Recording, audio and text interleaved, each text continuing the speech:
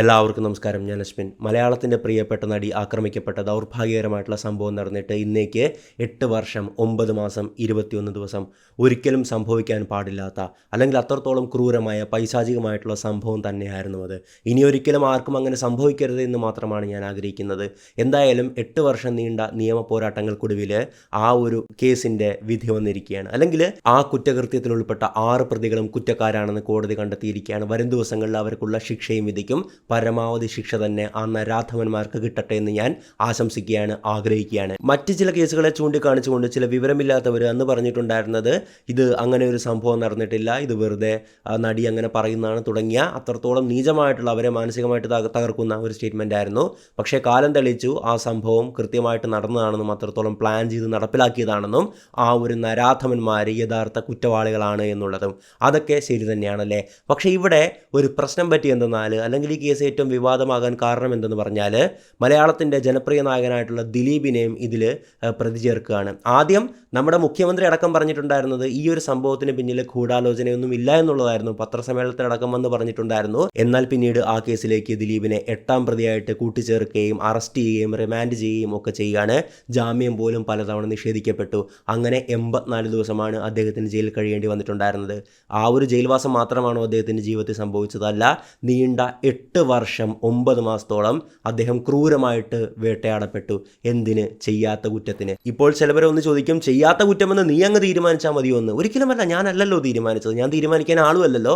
മറിച്ച് അങ്ങനെ ആ ഒരു സ്റ്റേറ്റ്മെൻറ്റ് പറയുന്നുണ്ടെങ്കിൽ അത് ഒരു കോടതി വിധിയുടെ അടിസ്ഥാനത്തിൽ മാത്രമാണ്. 8 വർഷം നീണ്ട ശക്തമായിട്ടുള്ള വാദപ്രതിവാദങ്ങളായിരുന്നു കോടതിയിൽ സംഭവിച്ചിട്ടുണ്ടായിരുന്നത് അല്ലേ. നമുക്കെല്ലാവർക്കും അറിയാം, കേസിൻ്റെ ഓരോ അപ്ഡേറ്റ് നമ്മൾ മാധ്യമങ്ങളിലൂടെ കാണുന്നതാണ്. അങ്ങനെ അത്രത്തോളം, അതായത് എന്തോരം വക്കീൽ, ഇന്ത്യയിലെ തന്നെ ഏറ്റവും ഫേമസ് ആയിട്ടുള്ള വക്കീലൊക്കെ തന്നെയാണ് പ്രതിഭാഗത്തിനും വാദിഭാഗത്തിനും ഒക്കെ വേണ്ടി ഹാജരായിട്ടുണ്ടായിരുന്നത്. അങ്ങനെ വലിയൊരു യുദ്ധമായിരുന്നു കോടതി നടന്നിട്ടുണ്ടായിരുന്നത്. അതിനുശേഷം തെളിവുകളുടെ അടിസ്ഥാനത്തിൽ വിധിച്ച വിധിയാണ് ദിലീപ് നിരപരാധിയാണെന്നുള്ളത്. ഞാൻ പറഞ്ഞതുപോലെ 84 ദിവസം ജയിലിൽ കിടക്കേണ്ടി വന്ന ആ ഒരു വിഷയം മാത്രമല്ല അദ്ദേഹം അനുഭവിച്ചത്, മറിച്ച് അദ്ദേഹം നേരിട്ട പീഡനം എന്നുള്ളത്, 8 വർഷം 9 മാസം നേരിട്ട പീഡനം എന്നുള്ളത് ഒരാൾക്കും അങ്ങനെ സംഭവിക്കരുത് എന്നാണ് ആഗ്രഹിക്കുന്നത്. അത്രത്തോളം ജനപ്രിയനായിട്ടുള്ളൊരു മനുഷ്യൻ ഒരു നിമിഷം കൊണ്ട് തകർന്നടിയുന്ന ഒരു കാഴ്ചയാണ് നമ്മൾ കണ്ടിട്ടുണ്ടായിരുന്നത്. ആ ഒരു മനുഷ്യൻ്റെ മാനസികാവസ്ഥ നിങ്ങൾ ചിന്തിക്കാൻ പറ്റുമോ? അതായത് തന്നെ സ്നേഹിച്ച അതേ മലയാളികൾ തന്നെ അദ്ദേഹത്തെ കല്ലെറിയാണ്, ക്രൂശിക്കുകയാണ്. അത്രത്തോളം നമ്മൾ അദ്ദേഹത്തെ പീഡിപ്പിച്ചിട്ടുണ്ടല്ലോ. എന്തിന്? ഈ ചെയ്യാത്ത കുറ്റത്തിൻ്റെ പേരിൽ അദ്ദേഹത്തിൻ്റെ കരിയർ മൊത്തത്തിൽ തൊലയുകയാണ്. അദ്ദേഹം വലിയ വിഷാദത്തിലേക്ക് പോവുകയാണ്. പൊതുവേദികളിൽ പോലും പ്രത്യക്ഷപ്പെട്ട് കഴിഞ്ഞാൽ ഒന്ന് സന്തോഷമായിട്ട് അഭിനയിക്കാൻ പോലും പറ്റാത്ത ആ ഒരു മാനസികാവസ്ഥയിലേക്ക് അദ്ദേഹം പോകുന്നൊരു കാഴ്ചയായിരുന്നു നമ്മൾ കണ്ടിട്ടുണ്ടായിരുന്നത്. പല സിനിമകളിൽ നിന്നും അദ്ദേഹം വിലക്കപ്പെട്ടു, അദ്ദേഹത്തിൻ്റെ അവസരങ്ങൾ നഷ്ടപ്പെട്ടു. ഒരു കാലത്ത് ജനപ്രിയനായിട്ടുള്ള വ്യക്തിയെ പിന്നീട് സിനിമകളിൽ പോലും കാണാതായി. എഗ്രിമെൻ്റ് ആയിട്ടുള്ള പല സിനിമകളും ചില ലോബികളുടെ സമ്മർദ്ദത്താൽ അദ്ദേഹത്തിന് നഷ്ടപ്പെടുകയാണ്. അങ്ങനെ ഒരു കാലത്ത് ജനപ്രിയനായിട്ടുള്ള ഒരു ജനപ്രിയ നടനായിരുന്ന വ്യക്തി, അതേ വ്യക്തി തന്നെ ഒരു കൂട്ടം ജനങ്ങൾക്ക് കല്ലെറിയാനുള്ള ഒരു പാവം മാത്രമാകുന്ന ഒരു കാഴ്ചയായിരുന്നു നമ്മൾ കണ്ടിട്ടുണ്ടായിരുന്നത്. ഇതിനോടൊപ്പം തന്നെ നമ്മൾ മറക്കാൻ പാടില്ലാത്തൊരു സംഭവം കൂടിയുണ്ട്.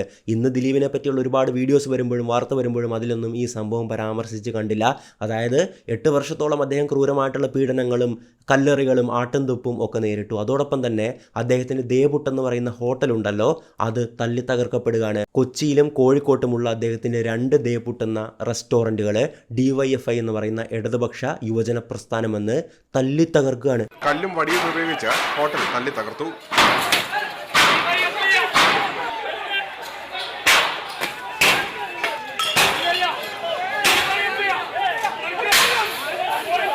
അകത്തു കടന്ന പ്രവർത്തകർ ഫർണിച്ചറുകൾക്കും കേടുവരുത്തി. ഇതിനിടെ പ്രവർത്തകരും പോലീസും തമ്മിൽ സംഘർഷം ഉടലെടുത്തു.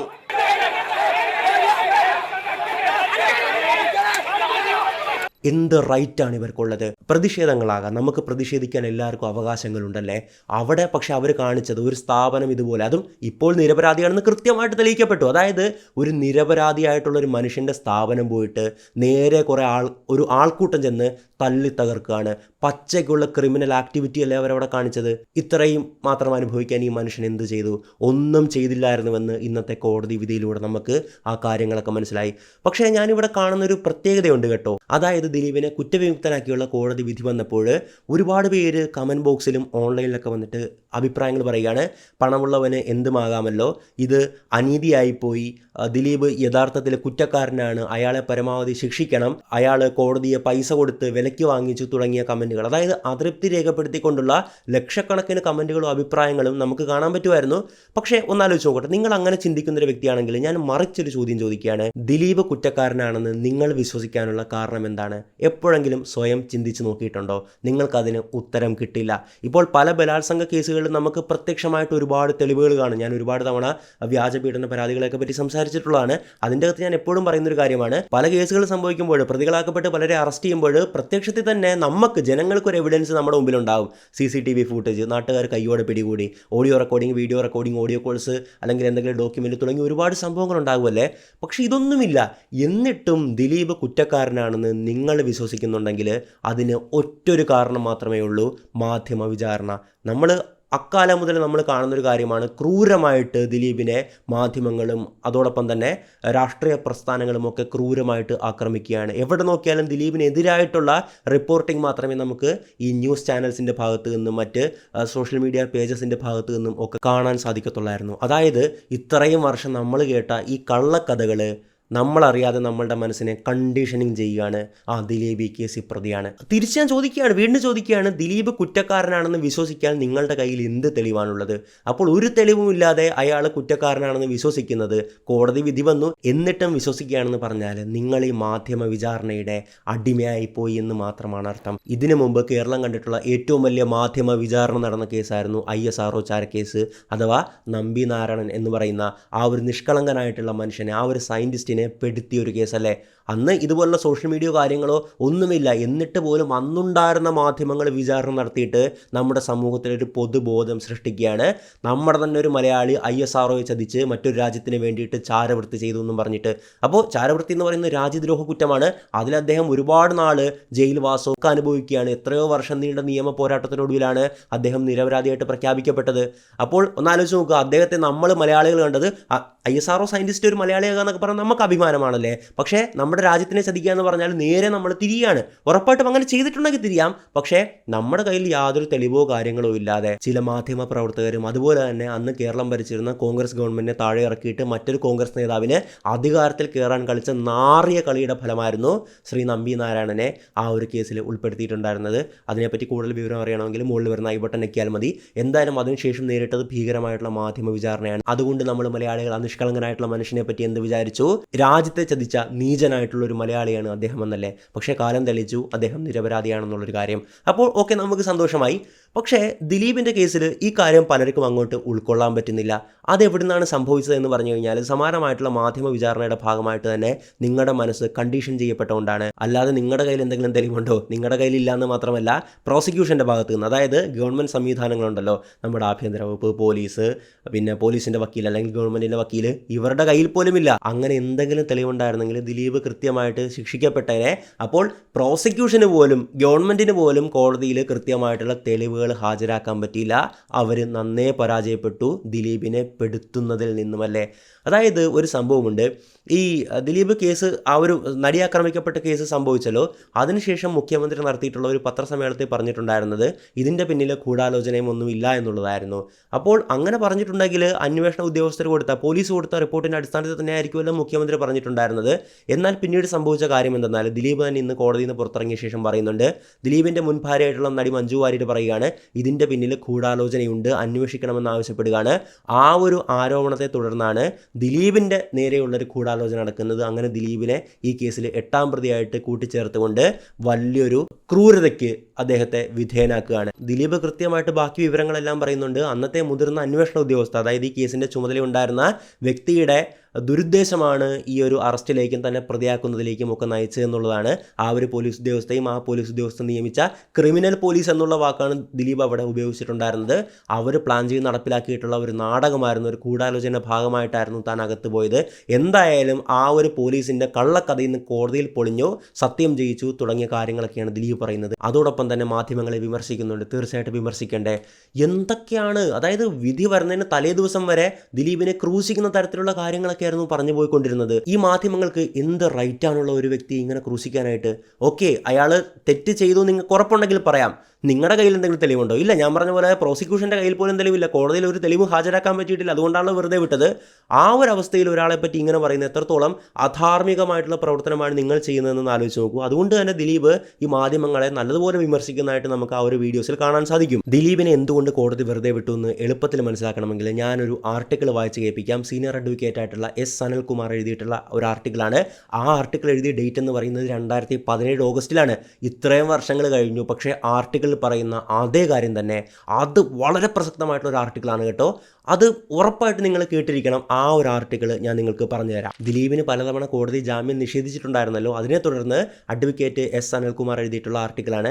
അതിൽ പറയുന്നത് ഇപ്രകാരമാണ്: ജാമ്യ ഹർജികൾ തീർപ്പ് കൽപ്പിച്ചുകൊണ്ടുള്ള വിധിന്യായങ്ങളൊന്ന് ഓടിച്ചു നോക്കിയാൽ മാധ്യമങ്ങൾ സൃഷ്ടിക്കുന്ന സെൻസേഷനുകളും തുടർന്നുണ്ടാകുന്ന പൊതുജനാഭിപ്രായവും ഈ വിധികളെ സ്വാധീനിക്കുന്നുണ്ടോ എന്നത് ന്യായമായിട്ടും നമ്മൾ സംശയിച്ചു പോകും. നടിയെ ആക്രമിച്ച സംഭവത്തിൽ ഗൂഢാലോചന കുറ്റം ചുമത്തപ്പെട്ട് അകത്തായ നടന് നീതി കിട്ടുന്നുണ്ടോ എന്ന ചർച്ച പലയിടത്തു നിന്നും ഉയരുന്നുണ്ട്.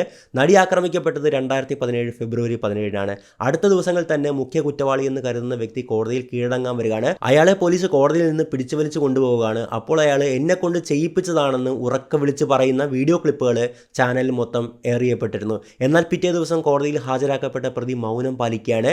നടി ആക്രമിച്ച കേസിൽ ഗൂഢാലോചന ഇല്ല എന്ന് സംസ്ഥാന മുഖ്യമന്ത്രി പത്രസമ്മേളനത്തിൽ പ്രഖ്യാപിക്കുകയാണ്. അന്വേഷണ ഉദ്യോഗസ്ഥരുടെ റിപ്പോർട്ടിന്റെ അടിസ്ഥാനത്തിലായിരിക്കുമല്ലോ മുഖ്യമന്ത്രി അങ്ങനെ പറഞ്ഞിട്ടുണ്ടാകുക. അന്വേഷണം ദ്രുതഗതിയിൽ നടത്തി അന്തിമ റിപ്പോർട്ട് സമർപ്പിക്കുന്നു. കഥയുടെ രണ്ടാം ഭാഗം. നടൻ ദിലീപിന് നൽകണമെന്ന നിർദ്ദേശത്തോടെ മുഖ്യപ്രതി പൾസർ സുനി ഒരു കത്ത് സഹതടവുകാരന് നൽകുകയും ആ കത്തിന്റെ പകർപ്പ് വാട്സാപ്പിലൂടെ ദിലീപിന്റെ മാനേജർ അപ്പുണ്ണിക്ക് കൈമാറുകയും ചെയ്യുകയാണ്. തുടർന്ന് സുനി അപ്പുണ്ണിയുടെ ഫോണിൽ വിളിച്ച് വാഗ്ദാനം ചെയ്ത 1.5 കോടി രൂപ കൈമാറിയില്ലെങ്കിൽ ദിലീപിന്റെ പേര് വെളിപ്പെടുത്തുമെന്ന് ഭീഷണി മുഴക്കുകയും ചെയ്തുവെന്നായിരുന്നു മാധ്യമങ്ങൾ റിപ്പോർട്ട് ചെയ്തിട്ടുണ്ടായിരുന്നത്. കുറച്ച് ദിവസങ്ങൾക്ക് ശേഷം ഭീഷണിപ്പെടുത്തി പണം തട്ടാൻ ശ്രമിക്കുന്നുവെന്ന് ആരോപിച്ച് ദിലീപ് സംസ്ഥാന പോലീസ് മേധാവിക്ക് പരാതി നൽകിയതായിട്ടും മാധ്യമങ്ങൾ റിപ്പോർട്ട് ചെയ്യുകയാണ്. ദിലീപിന്റെ പരാതി അപ്പോൾ തന്നെ ചുമതലപ്പെട്ട പോലീസ് സ്റ്റേഷനിൽ അയച്ചു കൊടുത്ത് പ്രഥമ വിവര റിപ്പോർട്ടും അന്വേഷണം നടത്തിയതായിട്ട് അറിയത്തേയില്ല.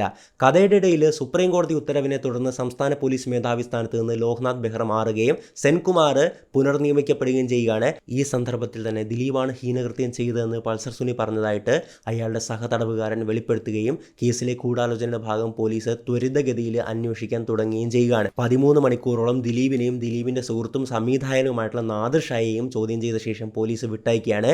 എന്നാൽ ദിലീപിനെതിരെ അപ്പോൾ മതിയായിട്ടുള്ള തെളിവുകളില്ല എന്ന് വെളിപ്പെടുത്തിയ DGP അന്വേഷണത്തിന് മേൽനോട്ടം വഹിക്കുന്ന പോലീസ് ഉദ്യോഗസ്ഥ പബ്ലിസിറ്റി സ്റ്റണ്ടിനായിട്ട് എന്തൊക്കെയോ കാട്ടിക്കൂട്ടുന്നുവെന്ന് ആക്ഷേപിക്കുകയാണ്. ആരാണ് പറഞ്ഞത്? DGP ആണ് പറഞ്ഞത്. അന്വേഷണ ഉദ്യോഗസ്ഥ എന്ന് പറയുന്നത് മറ്റാരുമായിരുന്നില്ല, B സന്ധ്യ IPS ആയിരുന്നു. എന്തായാലും ദിവസങ്ങൾക്കുള്ളിൽ തന്നെ സെൻകുമാർ വിരമിക്കുകയും വീണ്ടും ലോക്നാഥ് ബെഹ്റ പോലീസ് മേധാവിയായിട്ട് ചാർജ് എടുക്കുകയും ചെയ്യുകയാണ്. നടിയെ ആക്രമിച്ച സംഭവത്തിലെ ഗൂഢാലോചന കുറ്റം ചുമത്തി ജൂലൈ 10 ദിലീപിനെ അറസ്റ്റ് ചെയ്യുകയാണ്. ക്രിമിനൽ കേസുകൾ കൈകാര്യം ചെയ്യാൻ അവസരം ലഭിച്ചിട്ടുള്ള അഭിഭാഷകരിൽ കൗതുകവും ജിജ്ഞാസയും ഉയർത്തുന്ന ഈ കേസിന്റെ നാൾ വഴി നാഴികക്കല്ലുകളും നമുക്ക് സംസാരിക്കാമല്ലേ.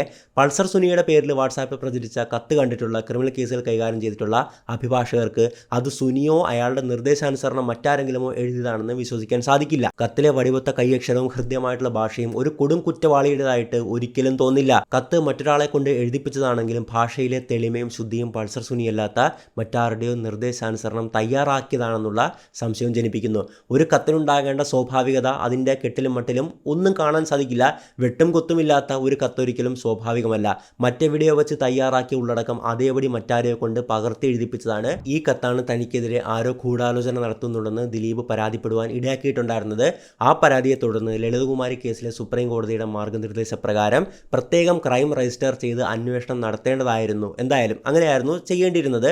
ആ പരാതി എന്തായി എന്നോ അതിന്മേൽ കേസ് രജിസ്റ്റർ ചെയ്തിട്ടുണ്ടോ അന്വേഷണം നടത്തിയിട്ടുണ്ടോ എന്നൊന്നും ഇപ്പോഴും വ്യക്തമല്ല. ഗൂഢാലോചന ആരോപിക്കുമ്പോൾ അതിന് പ്രേരകമായിട്ടുള്ള വസ്തുത അത്രത്തോളം ബലവത്താണോ എന്ന് സംശയിക്കേണ്ടിയിരിക്കുന്നു. നടന്റെ ദാമ്പത്യ ജീവിതം തകർത്തതിൽ ആക്രമിക്കപ്പെട്ട നടിയുടെ ഇടപെടൽ ഉണ്ടായിരുന്നുവെന്നും അതാണ് ഈ കടുങ്കൈ ചെയ്യാൻ നടനെ പ്രേരിപ്പിച്ചത് എന്ന് പറഞ്ഞാൽ മേധാശക്തിയുള്ള ഒരു ന്യായാധിപൻ എങ്ങനെ ഇത് വിശ്വസിക്കും? ആക്രമിക്കപ്പെട്ട നടിയുടെ ഇടപെടലിലൂടെ കുടുംബബന്ധം തകർന്നെങ്കിലും തൽഫലമായിട്ട് തന്റെ പ്രണയിനിയെ സ്വന്തമാക്കാൻ നടന് സാധ്യമായിട്ടുണ്ടെങ്കിൽ നടിയോട് അയാൾക്ക് എന്ത് ഇത്രത്തോളം വിരോധമുണ്ടാകാനാണ്? 2012 ഉണ്ടായിട്ടുള്ള ഇടപെടൽ 2016 നവംബറോടെ ഉർവശി സാബും ഉപകാരം എന്ന പോലെ നടന് ഗുണമായപ്പോൾ 1 കോടി രൂപ കൊട്ടേഷൻ നൽകി നടിയെ ആക്രമിക്കാൻ അയാൾ എന്തിനു തയ്യാറാകണം? 1 കോടി രൂപ പറഞ്ഞുറപ്പിച്ച കരാറിൻ്റെ അഡ്വാൻസ് ആയിട്ട് വെറും 10,000 രൂപ കൈപ്പറ്റി കൊട്ടേഷൻ നടപ്പിലാക്കാൻ ഏത് കുറ്റവാളി തയ്യാറാകും? ഏത് ക്രിമിനൽ തയ്യാറാകും? അധികം തയ്യാറെടുപ്പുകൾ വേണ്ടാത്ത ഇത്തരമൊരു കുറ്റകൃത്യം 2013 മുതൽ നടനും പൾസർ സുനിയും ആസൂത്രണം ചെയ്യുകയായിരുന്നു എന്ന് പറഞ്ഞാൽ ചിന്താശക്തിയുള്ള ഒരു നീതിപീഠത്തിന് അത് വിശ്വസിക്കാൻ കഴിയുമോ? വളരെ പ്രസക്തമായിട്ടുള്ള ഒരു പോയിന്റാണ് 2017 എഴുതിയിട്ടുള്ള ഈ ആർട്ടിക്കിൾ പറയുന്നതല്ലേ. എന്തായാലും ബാക്കി കൂടി ഞാൻ വായിക്കാം. നടിയുടെ ഇടപെടൽ മൂലം കുടുംബബന്ധം തകർന്നതിൽ പ്രതികാരദാഹിയായിട്ടുള്ള നടൻ കഴിഞ്ഞ 4 വർഷത്തിനുള്ളിൽ, അതായത് 2017 പറയുന്ന കാര്യമാണ്, അപ്പോൾ 2013 മുതൽ 2017 വരെയുള്ള കാലഘട്ടത്തെയാണ് 4 വർഷം എന്ന് വിശേഷിപ്പിക്കപ്പെടുന്നതല്ലേ. എന്തായാലും ഈ 4 വർഷത്തിനുള്ളിൽ വാടക ഗുണ്ടയെ 4 പ്രാവശ്യം മാത്രമേ നേരിൽ കണ്ട് ഗൂഢാലോചന നടത്തിയുള്ളൂ എന്ന കണ്ടെത്തൽ സാമാന്യ യുക്തിക്ക് നേരെയുള്ള വെല്ലുവിളിയാണ്. താൻ കേസിൽ നിന്ന് രക്ഷപ്പെടുകയും താൻ പ്രേരിപ്പിച്ച് ചെയ്ത കുറ്റത്തിന് മുഖ്യപ്രതി പിടിക്കപ്പെടുകയും ആ കേസിൻ്റെ അന്തിമ റിപ്പോർട്ട് കോടതിയിൽ സമർപ്പിക്കപ്പെടുകയും ചെയ്താൽ ഒരു കുറ്റവാളിയും അത് വീണ്ടും ചർച്ച ചെയ്യപ്പെടാനുള്ള സാഹചര്യം ഉണ്ടാക്കില്ല. സാമാന്യ ബോധം അങ്ങനെയായിരിക്കും. ദിലീപിനെ പോലെ ബുദ്ധിമാനായ ഒരു നടൻ തനിക്കെതിരെ ഗൂഢാലോചനയുണ്ടെന്നും തന്നെ കേസിൽ കൊടുക്കാൻ മറ്റാരോ ശ്രമിക്കുന്നുണ്ടെന്നും ഒരു പരാതിയുമായിട്ട് പോലീസിനെ സമീപിച്ചാൽ അതിൻ്റെ പിന്നിലെ സത്യസന്ധത അത്ര പെട്ടെന്ന് എഴുതിത്തള്ളാനാവില്ല. ഒരു സിനിമാ നടൻ്റെ പ്രതിച്ഛായ അവൻ്റെ കമ്പോള വിലയെ ശക്തമായിട്ട് സ്വാധീനിക്കുമെന്നിരിക്കെ താൻ ഏൽപ്പിച്ച കൊട്ടേഷൻ കുറ്റം ചെയ്തതിന് ആ ഒരു കുറ്റം ചെയ്ത് അകത്തായ പ്രതി ആവശ്യപ്പെടുന്ന തുക നൽകി പ്രശ്നം തീർക്കാതെ അയാൾ പരാതിയുമായിട്ട് പോലീസിനെ സമീപിച്ചാൽ അയാൾ നിരപരാധിയല്ലേ എന്ന് ഏതൊരാളും ചിന്തിച്ചു പോകും. തീർച്ചയായിട്ടും 1 കോടിയുടെ കൊട്ടേഷൻ കൊടുത്തു എന്നാണല്ലോ മാധ്യമങ്ങളും അല്ലെങ്കിൽ ഈ പ്രോസിക്യൂഷനും പറഞ്ഞുകൊണ്ടിരുന്നത്. ആ 1 കോടി പൾസർ സുനി ചോദിച്ചപ്പോൾ അത് കൊടുത്ത് ദിലീപിനെ അത് ഒതുക്കിയാൽ പോരെ? തന്നെ ഭീഷണിപ്പെടുത്തുന്നു എന്നൊരു പരാതിയുമായിട്ട് DGPയുടെ അടുത്തേക്ക് ആരെങ്കിലും പോകുമോ? ചിന്തിച്ചാൽ പോരെ? അതായത് കുറ്റകൃത്യത്തിൽ എന്തെങ്കിലും പങ്കുണ്ടായിരുന്നെങ്കിൽ കോടികളുടെ ആസ്തിയുള്ള ആ ഒരു നടൻ അയാളെ സംബന്ധിച്ചിടത്തോളം തുച്ഛമെന്ന് തോന്നുന്ന ഈ തുക നൽകി രക്ഷപ്പെടാനല്ലേ സാധാരണഗതിയിൽ ശ്രമിക്കത്തുള്ളൂ. ഇനി പിശുക്കും കുതന്ത്രവും മൂലം പണം കൊടുക്കാൻ അയാൾ തയ്യാറായില്ലെങ്കിലും അയാളുടെ കമ്പോള മൂല്യത്തെ ആശ്രയിച്ച് വിവിധ ചിത്രങ്ങളിൽ മുതൽ മുടക്കിയിട്ടുള്ള നിർമ്മാതാക്കൾ തന്നെ അയാളുടെ പ്രതിച്ഛായ രക്ഷിക്കാനായിട്ട് ഈ തുക നൽകി പ്രശ്നം ഒത്തുതീർപ്പാക്കുമായിരുന്നില്ലേ എന്നൊക്കെ നമുക്ക് ചിന്തിച്ചു പോകാമല്ലേ. ഒരു കുറ്റവാളിയുടെ പെരുമാറ്റമോ ശരീരഭാഷയോ ദിലീപ് മാധ്യമങ്ങളിൽ പ്രത്യക്ഷപ്പെടുമ്പോൾ എപ്പോഴെങ്കിലും കാണിച്ചതായിട്ട് ഒരിക്കലും തോന്നുന്നില്ല. ഒരു കേസിലെ സാക്ഷി പോലും മാധ്യമങ്ങളെ കടന്നാക്രമിച്ച് ശത്രുത ഉണ്ടാക്കാറില്ല. തൻ്റെ നേരെ ആരോപണം ഉയർത്തിയ മാധ്യമങ്ങളെയും വാർത്താ അവതാരകനെയും ഒക്കെ ദിലീപ് ആക്രമിച്ച രീതി കണ്ടാൽ ഒരു നിരപരാധിക്ക് മാത്രമേ അങ്ങനെ പ്രതികരിക്കാൻ കഴിയൂ എന്നത് അവിതർക്കിതമാണ്. 13 മണിക്കൂറിലധികം തുടർച്ചയായ ചോദ്യം ചെയ്യലിന് വിധേയനായിട്ടുള്ള ഒരു വ്യക്തി അതിനുശേഷം ഒളിച്ചോടാനോ ഒരു മുൻകൂർ ജാമ്യാപേക്ഷ നൽകാനോ തയ്യാറായില്ലെങ്കിൽ അത് താൻ കുറ്റവാളിയല്ല എന്ന അചഞ്ചലമായിട്ടുള്ള ആത്മവിശ്വാസത്തിൻ്റെ പ്രതിഫലനമായി അതിനെ നമ്മൾ കാണേണ്ടി വരും. നടിയാക്രമിച്ച സംഭവത്തിൽ പിടിയിലായിട്ടുള്ള പൾസർ സുനിയുടെ മുൻകാല പ്രവർത്തനങ്ങൾ അല്ലെങ്കിൽ പ്രവർത്തികൾ സൂചിപ്പിക്കുന്നത് ഇതുപോലെയുള്ള അക്രമങ്ങൾ അയാൾ മനഃപൂർവ്വവും മുമ്പും നടത്തിയിട്ടുണ്ട് എന്നുള്ളതാണ്. പ്രശസ്തരായ നടിമാരെ ഇത്തരത്തിൽ ആക്രമിക്കുവാൻ പൾസർ സുനിയെ പോലെയുള്ള വാടക ഗുണ്ടകൾ തയ്യാറാകുന്നുണ്ടെങ്കിൽ സിനിമയ്ക്കുള്ളിൽ എവിടെയോ ഇരിക്കുന്ന വലിയ സ്രാവുകൾ നൽകുന്ന കൊട്ടേഷനുകളുടെ നടപ്പാക്കൽ മാത്രമാണ് അതെന്ന കാര്യത്തിൽ ഒരു സംശയവും വേണ്ട. അതിൻ്റെ ലക്ഷ്യം ഈ സൈബർ യുഗത്തിൽ അനന്ത സാധ്യതകളുള്ളതാണ്. സുനിക്ക് വേണ്ടി ആളൂരിനെ പോലെ പ്രശസ്തരായിട്ടുള്ള അഭിഭാഷകരെ ആരേർപ്പെടുത്തിയെന്നും കീഴടങ്ങാൻ വന്ന സുനിയെ കോടതിയിൽ നിന്ന് പിടിച്ചിറക്കി കൊണ്ടുപോയത് ആരുടെ താല്പര്യമായിരുന്നു എന്നൊക്കെ അന്വേഷിച്ചു കഴിഞ്ഞാൽ ഈ കേസിൻ്റെ യഥാർത്ഥ ചിത്രം വെളിവാകും. ദിലീപിൻ്റെ അറസ്റ്റിന് തൊട്ട് മുമ്പുള്ള ദിവസങ്ങളിൽ ആളൂർ പ്രത്യക്ഷപ്പെടുന്നതും അതിനുശേഷം മാധ്യമങ്ങൾക്ക് മുന്നിൽ കിട്ടുന്ന അവസരങ്ങളിലൊക്കെ ദിലീപിനെ കുറ്റവാളിയായിട്ട് ചിത്രീകരിക്കാനുള്ള പൾസർ സുനിയുടെ ശ്രമങ്ങളും കേസ് ദിലീപിനെതിരെയുള്ള ഗൂഢാലോചനയാണോ എന്നൊക്കെയുള്ള സംശയം നമ്മുടെ ഉള്ളിൽ കൃത്യമായിട്ട് ജനിപ്പിക്കുന്നുണ്ട്. വ്യക്തി സ്വാതന്ത്ര്യം ജാമ്യവ്യവസ്ഥകളും ചർച്ച ചെയ്യുമ്പോൾ സ്വാമി ഗംഗേശാനന്ദ സംഭവവും വിൻസെൻ്റ് MLAയുടെ അനുഭവവും പരാമർശിക്കപ്പെടേണ്ടതാണ്. ജനനേന്ദ്രിയം ഛേദിക്കപ്പെട്ട ഗംഗേശാനന്ദ പോലീസ് എത്തും വരെ വീടിനുള്ളിൽ നിശബ്ദനായിരുന്നു എന്ന കഥ വിശ്വസിച്ചാൽ തന്നെ സംഭവത്തിൽ ദുരൂഹതയുണ്ടെന്ന് മനസ്സിലാക്കാൻ അതീന്ദ്രിയജ്ഞാനമൊന്നും വേണ്ട. ആ ദുരൂഹത തന്നെ പ്രതിക്ക് അനുകൂലമായി നിൽക്കുന്ന അനുകമ്പാപൂർണമായിട്ടുള്ള സാഹചര്യമാണ്. കോവളം MLA ആയിരുന്ന വിൻസെൻ്റ് പ്രതിയായ കേസിൻ്റെ അന്വേഷണം സംബന്ധിച്ച മാധ്യമ റിപ്പോർട്ടുകൾ ആ കേസിലെ പ്രതിയാണോ വാദിയാണോ എന്ന തർക്കത്തിലേക്ക് നയിക്കുന്നതായിട്ട് കാണാൻ സാധിക്കും. ഉഭയസമ്മത പ്രകാരം, അതായത് പരസ്പര സമ്മതത്തോടെ ലൈംഗിക ബന്ധത്തിൽ ഏർപ്പെട്ട ശേഷം അതിനെ മാനഭംഗമാക്കി മാറ്റിയ കേസിലെ പ്രതിയായ പ്രസിദ്ധ മാധ്യമ പ്രവർത്തകന്റെയും സ്ഥിതിയും വിഭിന്നമല്ല. അനന്തമായി നീളുന്ന അന്വേഷണത്തിന്റെ പേരിലും സാക്ഷികളെ സ്വാധീനിക്കാൻ സാധ്യതയുണ്ട് എന്നുള്ള ന്യായം പറഞ്ഞും ജാമ്യം കിട്ടാതെ ഇവർ അഴിക്കുള്ളിൽ കിടക്കുന്നത് വിചാരണ കൂടാതെ ശിക്ഷിക്കുന്നതിന് സമാനമാണ്. ഈ സംഭവങ്ങളെല്ലാം ഭരണഘടന ഉറപ്പ് നൽകുന്ന വ്യക്തി സ്വാതന്ത്ര്യം വ്യാഖ്യാനിക്കുന്നതിൽ നീതിപീഠങ്ങൾക്ക് പിഴവ് സംഭവിക്കുന്നുണ്ടോ എന്ന ആശങ്ക ബലപ്പെടുത്തുന്നു. ഈ പറഞ്ഞതാണ് 2017 തന്നെ, അതേ വർഷം തന്നെ അഡ്വക്കേറ്റ് S. സനൽകുമാർ എഴുതിയിട്ടുള്ള ഒരു ലേഖനം. എത്ര പ്രസക്തമാണല്ലേ. നമ്മൾ ഒരുപാട് എന്തോരം വിചാരണ കഴിഞ്ഞു, പക്ഷെ അതിനു മുമ്പ് എഴുതപ്പെട്ടിട്ടുള്ള ഈ ഒരു ആർട്ടിക്കിളിന് അത്രത്തോളം പ്രസക്തി ഉണ്ടെങ്കിൽ ഈ ഒരു അഡ്വക്കേറ്റ്സിനെ അറിയാം. അവരത്രത്തോളം ക്രിമിനൽ കേസുകൾ കണ്ട് പരിചയസമ്പന്നരാണ്. ഇതുപോലുള്ള വ്യാജ പീഡന പരാതിയും എങ്ങനെയാണ് കള്ളക്കേസ് കൊടുക്കുന്നതെന്നൊക്കെ അവരൊരുപാട് കണ്ടിട്ടുണ്ട്. അവരുടെ എക്സ്പീരിയൻസിൽ നിന്ന് എഴുതുന്ന കാര്യങ്ങളാണല്ലേ. എന്തായാലും ഈ ആർട്ടിക്കിൾ പറഞ്ഞ കാര്യങ്ങളൊക്കെ തീർത്ത് സത്യസന്ധമായിരിക്കുകയാണ്. അപ്പോൾ ഇതാണ് നമ്മുടെ നാട്ടിൽ നടക്കുന്ന ഒരു സംഭവം. ഞാൻ എപ്പോഴും പറയുന്നൊരു കാര്യമുണ്ട്, പ്രത്യേകിച്ച് ഇതുപോലുള്ള പീഡന കേസുകളിലൊക്കെ മറ്റ് വ്യാജ പീഡന പരാതികളൊക്കെ ആയിട്ട് ഇതിന് വ്യത്യാസമുണ്ട് കേട്ടോ. ഇത് കേസ് യഥാർത്ഥത്തിൽ സംഭവിച്ചതാണ്. ആ ഒരു പ്രതികൾ കൃത്യമായിട്ട് കുറ്റക്കാരാണെന്ന് വിധിക്കപ്പെട്ടു. സന്തോഷം. തീർച്ചയായിട്ടും 1000 കുറ്റവാളികൾ രക്ഷപ്പെട്ടാലും ഒരു നിരപരാധി പോലും ശിക്ഷിക്കപ്പെടരുത് എന്ന ആപ്തവാക്യമാണ് എനിക്കിപ്പോൾ ഓർമ്മ വരുന്നത്. നമ്മൾ എപ്പോഴും ഞാൻ പല ഈ ഒരു വ്യാജ പീഡന പരാതിയായി ബന്ധപ്പെട്ട് ചെയ്ത കേസിൽ പറയുന്നൊരു കാര്യമുണ്ട്. നമുക്ക് ഒരാൾ പ്രതിയായിട്ട് അറസ്റ്റ് ചെയ്യപ്പെട്ടു, വിവാഹ വാഗ്ദാനം നൽകി പീഡിപ്പിച്ച യുവാവ് അറസ്റ്റിൽ അല്ലേ. അപ്പോൾ നമ്മൾ ചിലപ്പോൾ നമ്മുടെ കയ്യിൽ പ്രത്യക്ഷമായിട്ട് തെളിവുകൾ ഉണ്ടാകും. നമുക്ക് പൊതുസമൂഹത്തിൽ ഞാൻ പറഞ്ഞ പോലെ തന്നെ വീഡിയോ ഓഡിയോ ഫുട്ടേജോ CCTV അല്ലെങ്കിൽ നാട്ടുകാർ കൈയോടെ പിടികൂടുന്നു, ആ ഒരു സമയത്ത് അവിടെ ഉണ്ടായിരുന്ന ഹോട്ടൽ ചെക്കിൻ, അങ്ങനെ ഒരുപാട് തെളിവുകളുണ്ടാകും. ഫൈൻ, നമുക്ക് മനസ്സിലാക്കാം അയാൾ കുറ്റം ചെയ്തിട്ടുണ്ട് എന്നുള്ളത് അല്ലേ. അല്ലാത്ത പക്ഷം നമ്മൾ എടുക്കേണ്ട സ്റ്റാൻഡ് എന്നുള്ളത് നമുക്കറിയില്ല അയാൾ കുറ്റവാളിയാണോ അല്ലയോ എന്നുള്ളത്. നിങ്ങൾ അയാൾ നിരപരാധിയാണെന്ന് വിചാരിക്കേണ്ട. അപ്പോൾ അതോടൊപ്പം തന്നെ അയാൾ കുറ്റവാളിയാണെന്നുള്ള സ്റ്റാൻഡ് നിങ്ങൾ എടുക്കാൻ പാടില്ല. വിധി വരട്ടെ, കോടതി തീരുമാനിക്കട്ടെ എന്നൊരു സ്റ്റാൻഡ് നിങ്ങൾ എടുക്കുക. അല്ലാത്ത പക്ഷം ഒരുപാട് പേരുടെ ജീവിതവും കുടുംബവും കരിയറും ഒക്കെ മൊത്തം തകർക്കപ്പെടും. എന്തോരം വ്യാജപീഡന പരാതികൾ നമ്മളുടെ നാട്ടിൽ സംഭവിക്കുന്നു. വ്യാജപീഡന പരാതിയിന്മേൽ 20 വർഷം ശിക്ഷ അനുഭവിച്ച വിഷ്ണു തിവാരി ജീവിക്കുന്ന രാജ്യമാണ് നമ്മളുടെ ഇന്ത്യ. ചിന്തിക്കാൻ പറ്റുമോ? 20 വർഷം അദ്ദേഹത്തിൻ്റെ ജീവിതത്തിലെ ഏറ്റവും നല്ല യൗവനമായിട്ടുള്ള പ്രായമൊക്കെ ജയിലിൽ കിടന്ന് നരകിച്ചു. എന്തിന്? ചെയ്യാത്ത കുറ്റത്തിന്, ഒരു വ്യാജപീഡന പരാതിയുടെ പുറത്തല്ലേ. അങ്ങനെയുള്ള നൂറുകണക്കിന് സംഭവങ്ങൾ നമ്മുടെ നാട്ടിൽ നമുക്ക് കാണാൻ സാധിക്കും. അപ്പോൾ എപ്പോഴും നമ്മൾ സത്യത്തിനൊപ്പം നിൽക്കുക, നീതിക്കൊപ്പം നിൽക്കുക. നമ്മുടെ രാജ്യത്തിൻ്റെ നിയമ സംവിധാനം മാത്രം നിങ്ങൾ ഫോളോ ചെയ്താൽ മതി. അല്ലാതെ ഒരു കേസിൽ ഒരാൾ അറസ്റ്റിലായി, നിങ്ങൾ തെളിവുണ്ടെങ്കിൽ നിങ്ങൾ വിമർശിച്ചോ കല്ലെറിഞ്ഞോ, ഫൈൻ, ഇറ്റ്സ് ഓക്കെ. ഇപ്പോൾ ഗോവിന്ദചാമിയെ പോലുള്ളൊരു ക്രിമിനൽ ഇപ്പോൾ അടുത്തൊരു ആളെ ആക്രമിക്കുക എന്ന് പറഞ്ഞാൽ നമുക്കറിയാം അയാളൊരു ക്രിമിനലാണ്, അയാൾ ക്രിമിനൽ ആക്ടിവിറ്റി ചെയ്യുന്ന ഒരാളാണ്, ഫൈൻ. പക്ഷേ നിങ്ങൾക്കൊരു തെളിവ് ഒബ്സർവ് ചെയ്യാൻ പറ്റുന്നില്ലെങ്കിൽ നിങ്ങൾ എന്തിൻ്റെ അടിസ്ഥാനത്തിലാണ് അയാൾ കുറ്റക്കാരനാണെന്ന് വിധിച്ച് അയാളെ കല്ലെറിയാൻ കൂട്ടാക്കുന്നത് എന്നെപ്പോഴെങ്കിലും ചിന്തിച്ച് നോക്കിയിട്ടുണ്ടോ? നമ്മളെടുക്കേണ്ട സ്റ്റാൻഡ് അയാൾ നിരപരാധിയാണെന്നും എടുക്കരുത്. എനിക്കറിയില്ല, ചെയ്തിട്ടുണ്ടാകാം, ഇല്ലായിരിക്കാം, അത് കോടതിയിൽ അതിൻ്റെ വിധി വരട്ടെ, അപ്പോൾ ഞാനൊരു സ്റ്റാൻഡ് എടുക്കാം. കുറ്റവാളിയാണെങ്കിൽ കല്ലെറിഞ്ഞോ, ഒരു പ്രശ്നവും ഇല്ല. അപ്പോൾ ആ ഒരു സ്റ്റാൻഡ് എടുക്കാൻ ശ്രദ്ധിക്കുക. എന്തായാലും ദിലീപ് കേസിനെ പറ്റിയിട്ടുള്ള നിങ്ങളുടെ അഭിപ്രായം എന്താണ്? ദിലീപ് കുറ്റവാളിയാണെന്ന് നിങ്ങൾ വിശ്വസിക്കുന്നുണ്ടോ അതോ നിരപരാധിയാണെന്നാണോ വിശ്വസിക്കുന്നത്? എന്തായാലും നിങ്ങളുടെ അഭിപ്രായം തീർച്ചയായിട്ടും നമ്മുടെ കമൻറ്റ് ബോക്സിൽ എഴുതുക. മറ്റൊരു വീഡിയോയിൽ മറ്റൊരു വിഷയമായിട്ട് നമുക്ക് വീണ്ടും കാണാം. It's me Madappally signing out.